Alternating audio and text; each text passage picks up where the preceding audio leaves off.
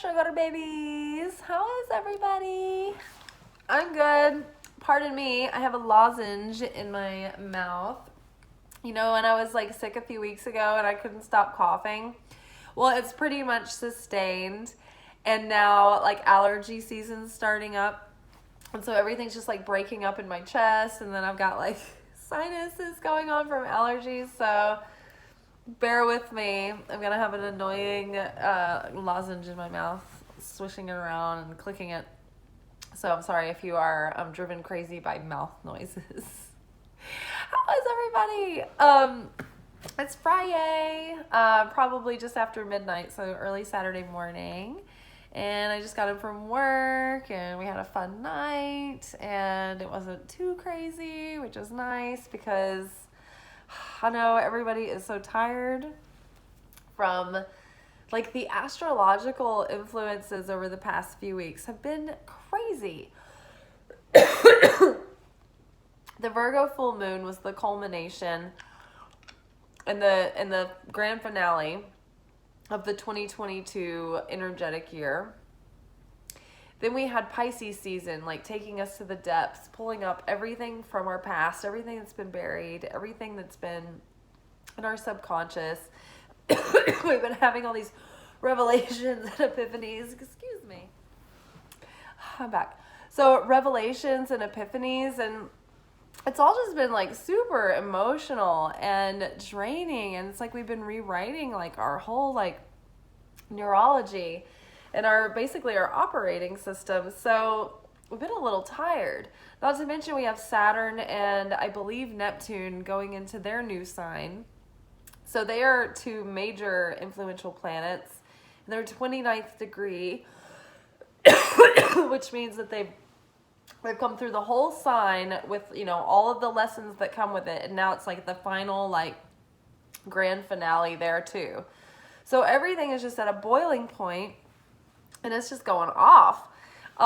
So it's nice this weekend and, you know, maybe hopefully for the next week, we might have a chance to like catch our breath before Aries season starts. Because once that comes on, oh my gosh, when that comes around, I can already feel it. We're going to be running around like crazy. Lots of opportunities, lots of fun things happening, lots of socializing, lots of things for work and side hustles and dreams. Like I can feel just lots of movement and motion and activity and opportunity. And so lots of growth, lots of planting. So now it's like that last chance to really reflect on how far you've come and how much effort it took you to get here. Because as we move forward in this new story, on this new timeline, it's going to be a continuing theme this year for us to remember not to abandon ourselves, to hold true to our authenticity and to value who we are and not change ourselves to please other people. Not abandon our mission, our purpose, our needs, who we are, just to make it easier or more convenient or more comfortable or palatable for someone else. We have a valuable place in this world, you know, and we're unique and we bring a unique purpose. And so we're responsible for that in this life. And so part of our lesson this year is to value that and to be true to it and to hold strong. Even when we're tempted to, you know, fall back into our old patterns, or maybe, you know, we've got old fears or old insecurities coming up, or, you know, just our empathy, you know, making us want to, you know, make everybody comfortable or whatever. No.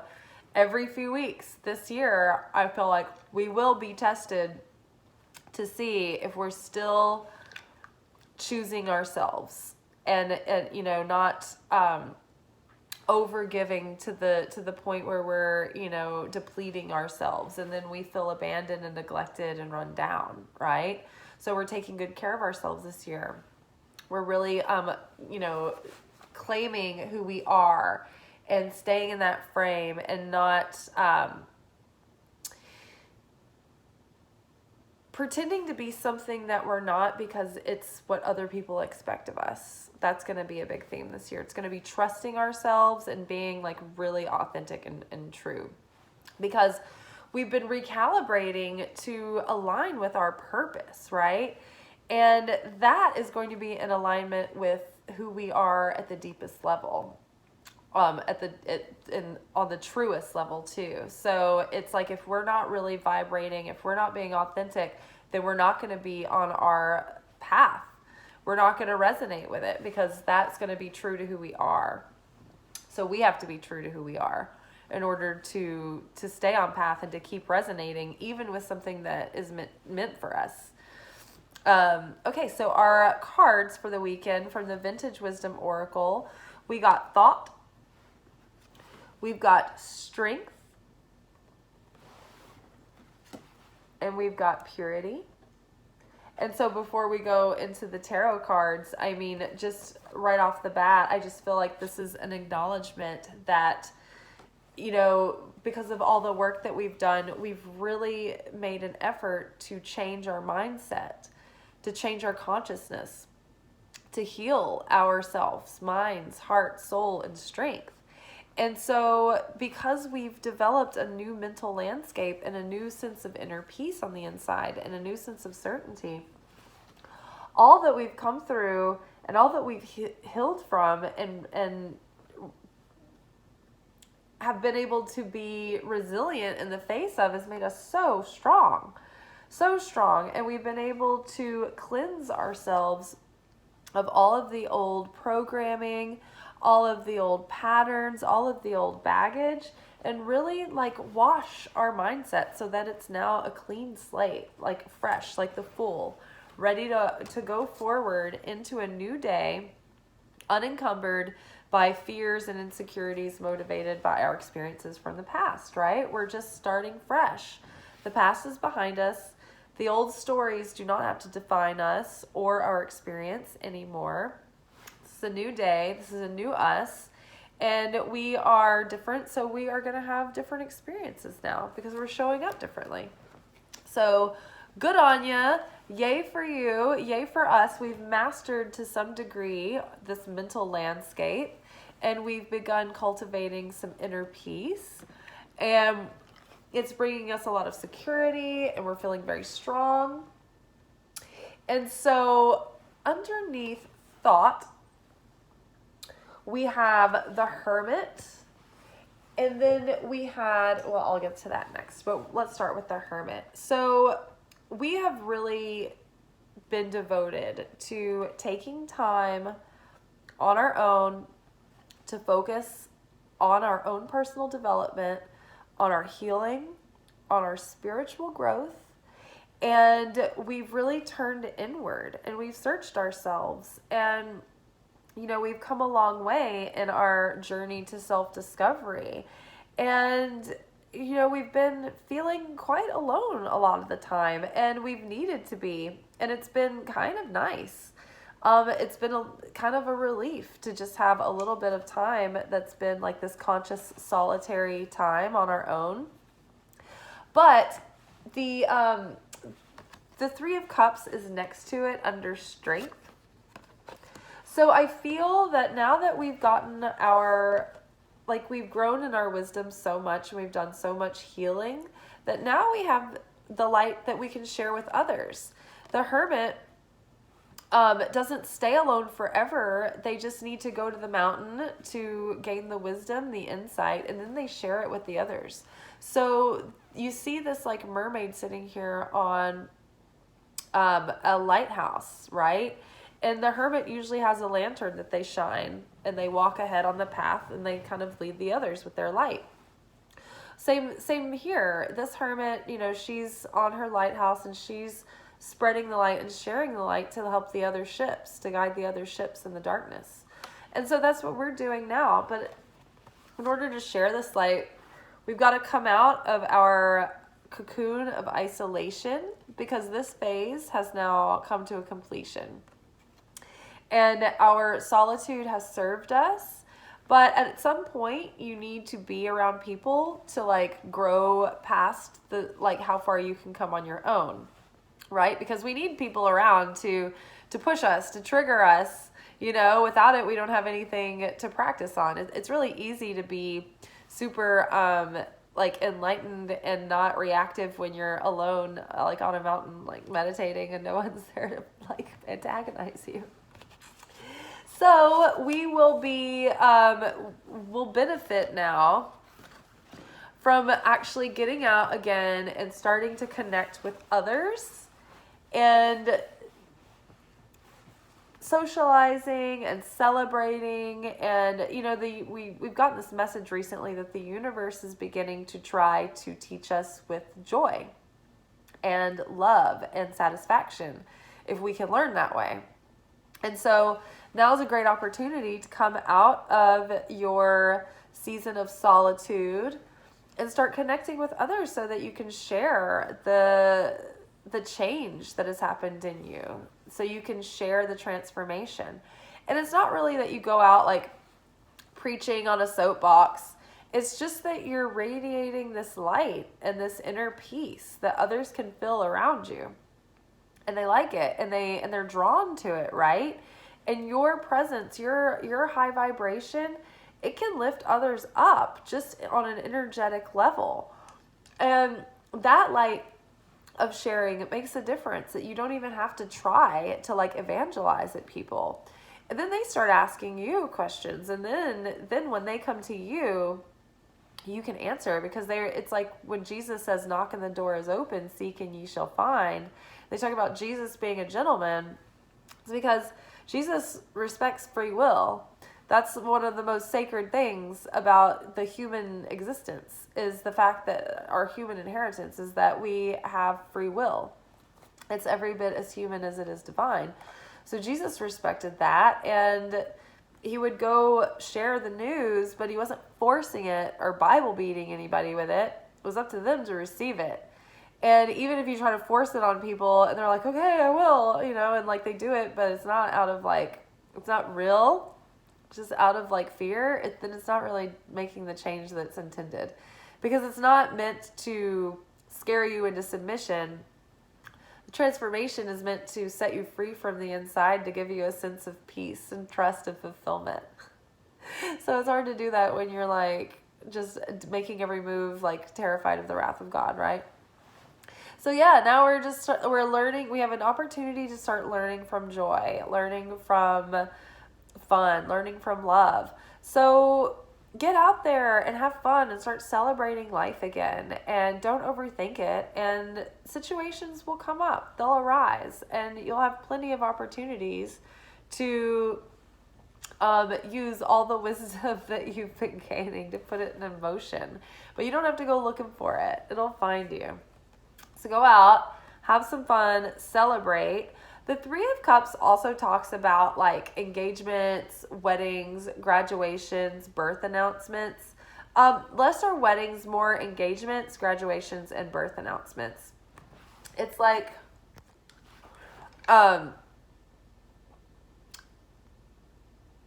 it's like a phase of completion, but not like the final end all be all kind of thing. It's like, oh, there's a pregnancy, a baby is on the way. Oh, engagement, a marriage is on the way. Oh, yay, you graduated. Now maybe, you're going to go out and look for a job or go to get another degree or whatever. So the threes in the suits are the first phase of completion. It's like base camp 1. Like, oh, we got to base camp 1. Now we're going to like acclimate, grab our supplies before we start climbing this mountain, essentially. So this is sort of the first phase of completion in the realm of emotional fulfillment, right? So it's like, okay, we've got our thoughts right. We finally grown all this inner strength. We've purified ourselves from all this heartache from the past that is coming up with Three of Swords and the Ten of Swords in our spread. So we have this new sense of emotional renewal, and we're set up now, having healed from the past and having evolved this far, to be able to have a different experience within our relationships, whether they be friendships, coworkers, family, your inner circle, your acquaintances, new lovers coming in, suitors, your, romantic partner, whatever. You have a new level of emotional fulfillment available, but you're at the beginning stage of that. You're learning how to live in that realm. It's like you're starting to learn about how to be in this level of fulfillment. And it's like we're putting on this new version of ourselves that we haven't quite gotten broken in yet. And so we're kind of learning what it's like to be able to interact with people and have relationships that are more fulfilling, because we're already more fulfilled. So we're coming at them differently, from like a higher place, from a higher consciousness, from a more healed state, from a more interdependent state rather than a codependent and a meshed state, right? All right. And then 3 of Swords under purity. So, changing your mental landscape, everything starts at a seed level, including the way that we feel and our moods and everything. And the seed level is up here in our thoughts, in our consciousness. And so every seed level starts in the consciousness, and that means that like feelings come after thought.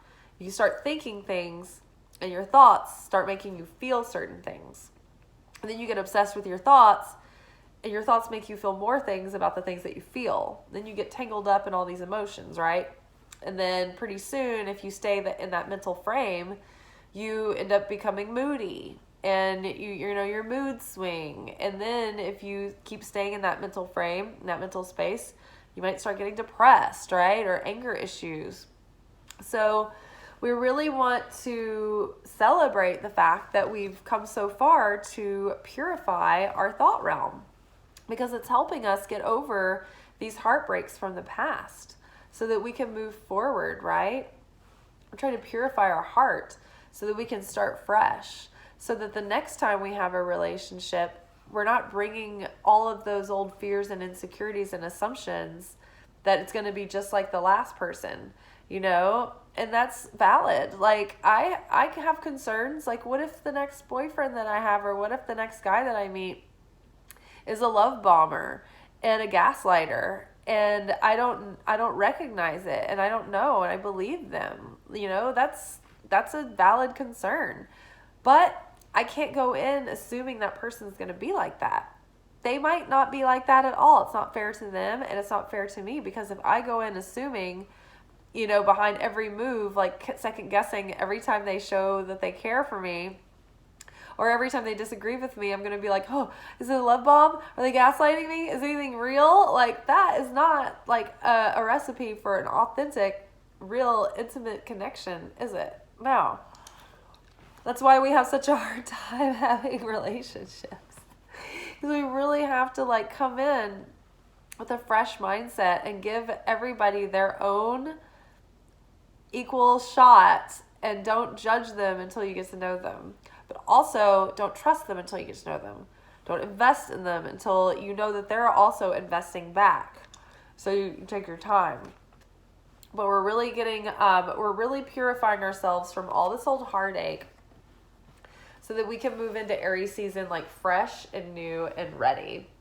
And I really think we are, because again, underneath thought and underneath the Hermit, we had the 10 of Swords.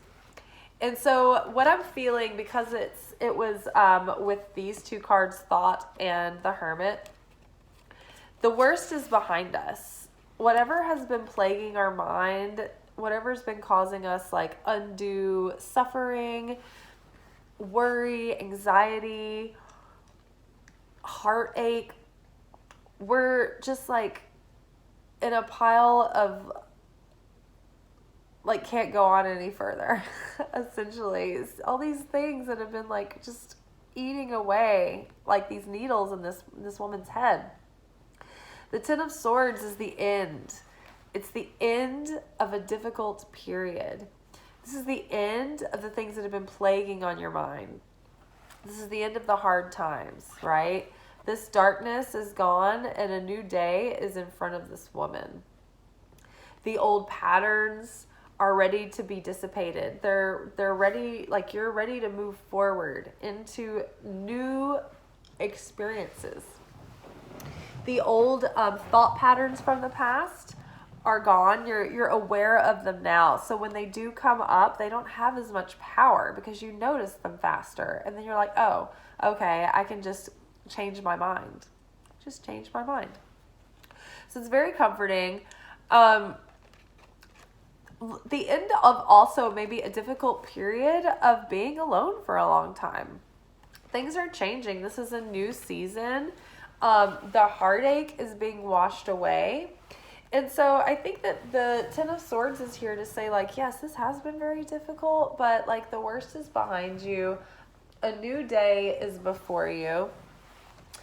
And next to Ten of Swords, we had Seven of Cups underneath strength and Three of Cups. And so I think in this context, it's just like, look, the worst is behind you.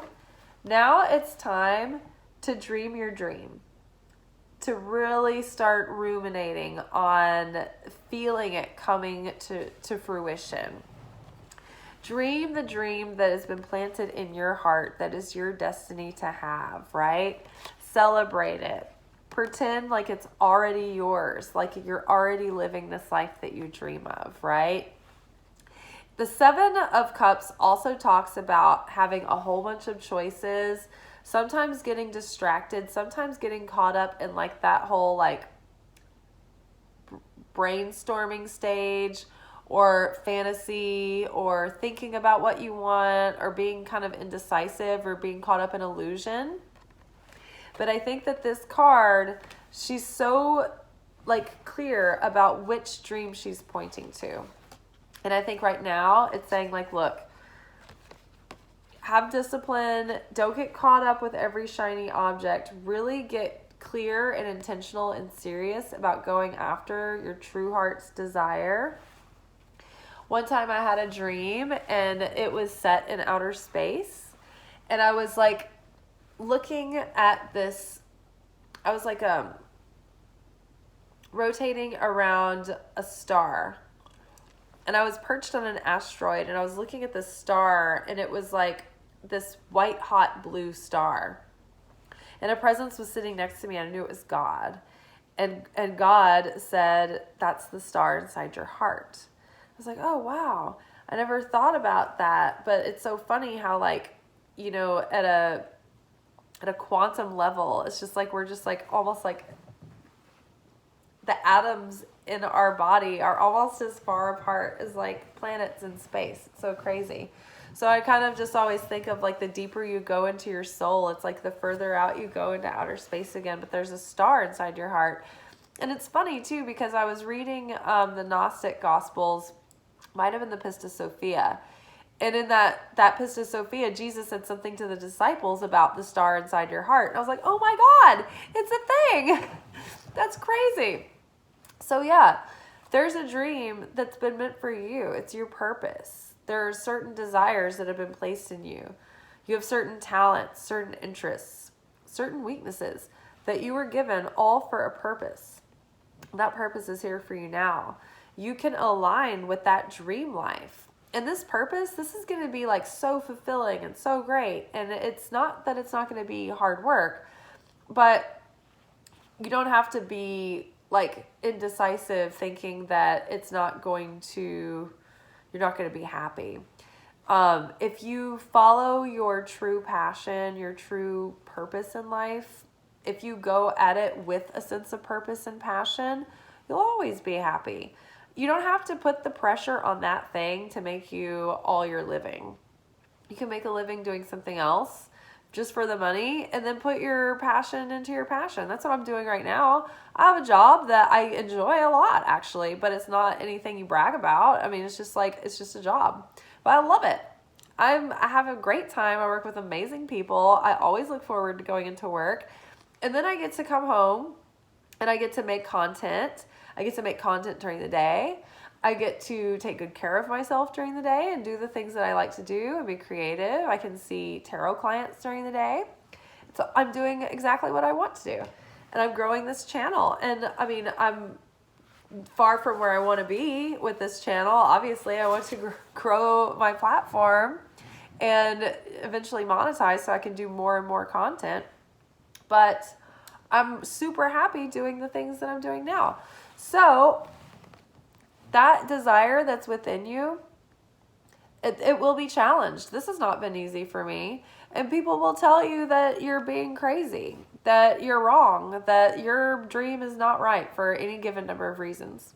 Same. People tell me all the time that I'm crazy, that this dream is actually cursed and bad and wrong. But I know that it's not, because it's like my passion and my purpose. And I know I have a calling to do this. I know because I avoided doing a YouTube channel for years. I kept procrastinating it. And I even like making film, and like I was in film and you know, all the whole thing. But for some reason I was like overly perfectionistic about it. I was being procrastinating, but I knew like it was weighing on me. I had to do it. And now that I have the channel, I don't feel that sense of weight on me anymore. Like that sense that I'm like not doing something that I'm like divinely meant to do. Like I'm sitting there sleeping on God's orders. That anxiety is gone. I feel great. And so when people come at me and they try to judge me, I'm just like, whatever. Like I've been right standing with God. I feel great, you know? So go after that dream. Don't let anything stop you. Be focused, have intent. You can get a lot of momentum right now, where it's like the slingshot is pulled back like this. It's ready to just sling us ahead into 2023. So just be ready. But be very, get very excited. And as you're dreaming about this dream, really think about it and visualize it and feel what it's like to be in the having of the dream. Feel it like it's in the present moment, like you're already there and you're already so excited and grateful. Appreciation is super powerful, and it reinforces your certainty. And certainty reinforces your appreciation. And then our final card is the Page of Swords. And I love this. It's like he's up there he's like a little graduate holding on to this dandelion, which to me represents his hopes and dreams, and even his fears. Our hopes and fears are connected in the Celtic cross, as far as like the tarot spread. It's the same card. And I mean, when you think about it, your hopes and fears are, is it inextricably connected? Is that the word I'm looking for? But you can't separate them. Because most of the time you're like, your fears are that you're not going to get what you hope for. And I see that these stars are here. And so I feel like he's like pledging his devotion, almost is what it looks like, and his kind of feeling of certainty. And I just feel like right now we need to cast off our worries. We need to just devote to our certainty that our destiny is held for us, that whatever is meant for us will be. And whatever is not meant for us will pass us by. And we can just release. We can surrender and let go, and like let the seeds be taken by the wind. And divine will plant them in good, fertile soil that can grow and take root. But also the Page of Swords has to do with communication and messages. Maybe because the page is young, so this is early stages of communication, maybe not fully developed yet, or maybe preliminary.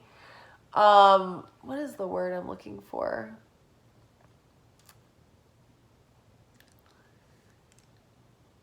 I don't know, just early communication. It's not advanced yet. Sometimes the Page of Swords can come with a harsh message, but I'm not really feeling that this time. I just feel like this is the beginning stages of communication.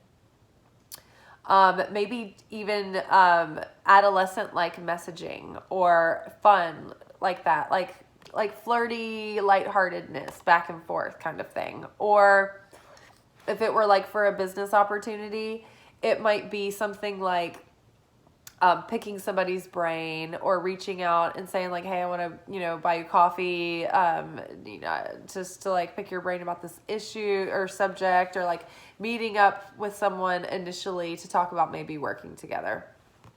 So like preliminary talks, but not like mature communication, not intimate communication, not deep communication, not complex, just light messages. You get what I'm saying. Texting, a little bit of email maybe. Oh, give me your card. We'll do lunch kind of thing. All right, you guys, I feel good for the weekend. I think that overall we're just being set up to let it all go, relax, let our mental landscape and our inner world come to a sense of peace and serenity and fulfillment. Dream your dreams. Get together with people. Start celebrating. Put yourself out there. Communicate. Make an effort. If you are, like market yourself. Put yourself out there. If it's for love or romance or dating, show your interest, put it out there, have a good time. Like life is ramping up, and these cards here are just saying like the worst is behind us. Like sad alone time is over, and it's like spring break. It's time for spring. Boat season, bitches. Yeah. So this season of sadness, of difficulty, of pressure, of fear, of like feeling like everything is at stake all the time, and you're just like feeling ruined, just like more dead than dead, that's behind us. This solitary loneliness, or even if you've been like really happy in your solitude, like this season is coming to a close. And now you're going to be more surrounded by people and opportunities, and have an opportunity to really start seeing your dreams coming true and planting seeds in those directions. And so, yeah, it's very exciting. So be proud of yourself, be gentle with yourself, give yourself some rest, and then make your wishes. Say your prayers, put them out into the universe, and then just let go and let the seeds be carried by the wind, and they will find fertile soil to take root in. All right, y'all. I hope that you have a good rest of your weekend. I will see you late Saturday night for our secret sermons, where we do our after midnight secret teachings of Jesus. All right, ciao.